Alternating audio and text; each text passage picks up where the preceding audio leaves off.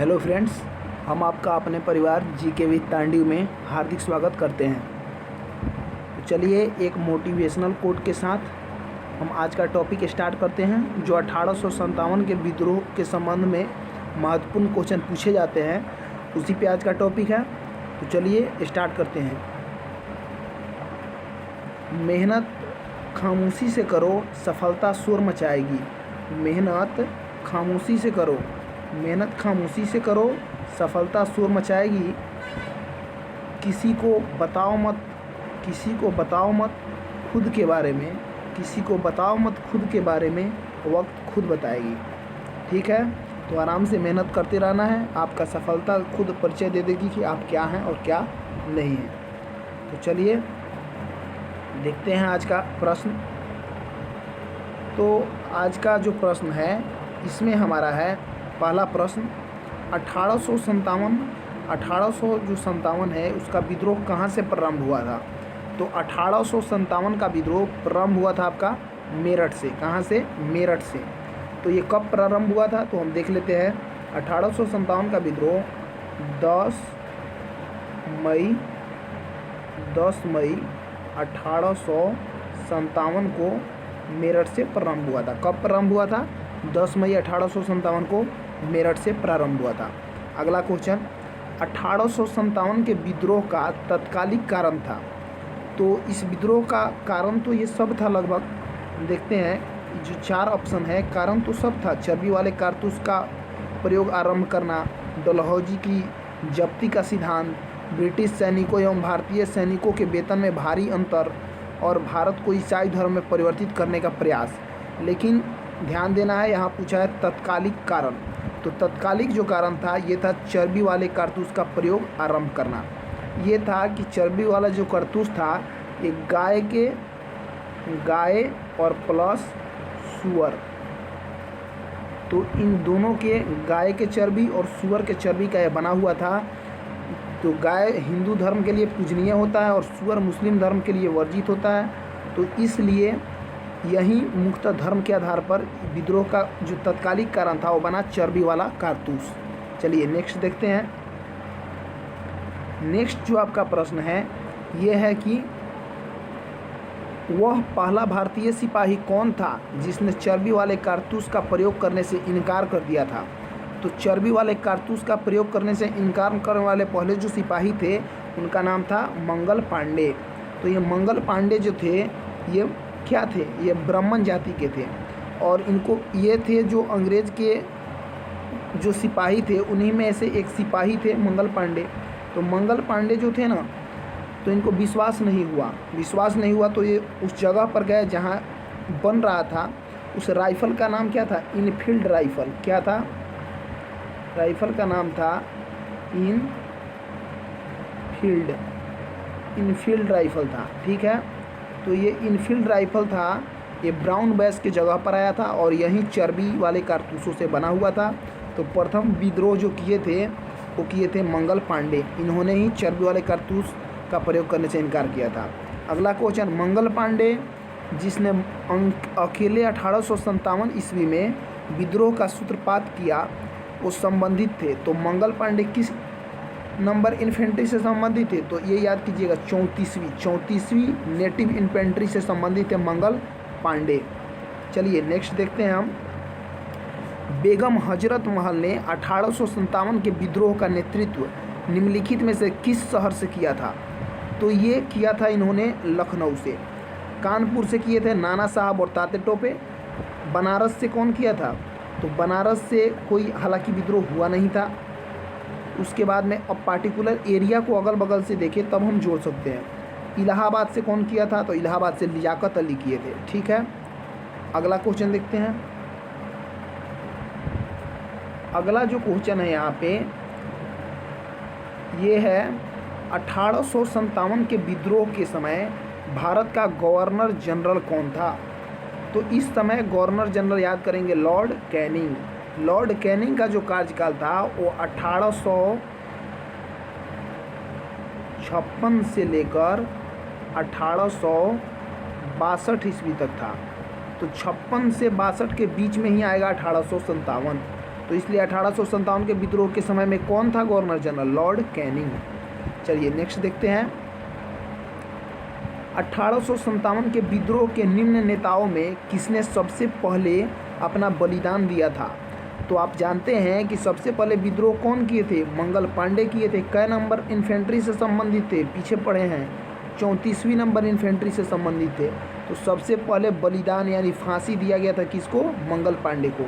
और अगर आपको डेट बताया जाए, डेट पूछा जाए, तो डेट आप बताएंगे यहाँ पे कब फांसी दिया गया था, तो आप डेट में बता देंगे कि 8 अप्रैल 1857 को फांसी दिया गया था। मंगल पांडे को कब फांसी दिया गया? 8 अप्रैल 1857 को। अगला देखते हैं। 1857 के विद्रोह में कानपुर में सैनिकों का नेतृत्व किसने किया था? तो कानपुर में जो है, कानपुर में सैनिक का नेतृत्व किसने किया था? तो कानपुर में सैनिक का नेतृत्व किए थे आपका तात्या टोपे। कौन किए थे? तात्या टोपे। अगर पूछा जाए कि कानपुर से जो विद्रोह का नेतृत्व जो किए थे, कानपुर से कौन विद्रोह किया था, तो ये हम कहेंगे नाना साहब। विद्रोह किए थे नाना साहब, लेकिन जो सैनिक है उस सैनिक का नेतृत्व किसने किया था? तो सैन्य नेतृत्व तात्या टोपे ने किया था। उसके बाद में नेक्स्ट देखते हैं। 1857 के विद्रोह की शक्ति का सबसे महत्वपूर्ण तत्व था। तो 1857 के विद्रोह के शक्ति का सबसे महत्वपूर्ण तत्व था हिंदू मुस्लिम एकता।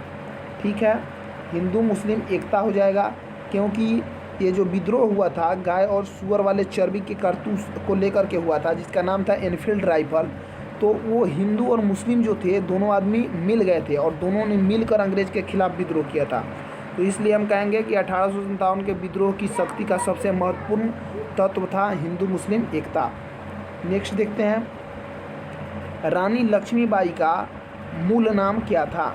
रानी लक्ष्मीबाई का मूल नाम जो था ये था मणिकर्णिका। क्या था? मणिकर्णिका। रानी लक्ष्मीबाई के पिता का नाम मोरोपंत था और इनके बचपन का नाम था मनुबाई। रानी लक्ष्मीबाई के बचपन का नाम हम पूछें तो आप क्या बताएंगे? मनुबाई। नेक्स्ट देखते हैं। 1857 के शिक्षित मध्यम वर्ग ने 1857 जो भारत में शिक्षित मध्यम वर्ग जो थे ये 1857 के विद्रोह में किस तरह से अपना भूमिका दिए थे? तो सबसे पहला ऑप्शन है 1857 की क्रांति का विद्रोह किया, तो शिक्षित जो वर्ग थे वो विद्रोह नहीं किए थे। दूसरा है 1857 की क्रांति का समर्थन किए, ये समर्थन भी नहीं किए थे। 1857 की क्रांति में तटस्थ रहे। और चौथा है देशी शासकों के विरुद्ध संघर्ष किए थे, तो ये तटस्थ रहे। तटस्थ रहे इसका मतलब हुआ कि ना ये विद्रोह किए थे और ना ही समर्थन किए थे, मतलब इन्होंने कुल मिलाकर चुप्पी रखी वहाँ पे 1857 के विद्रोह में।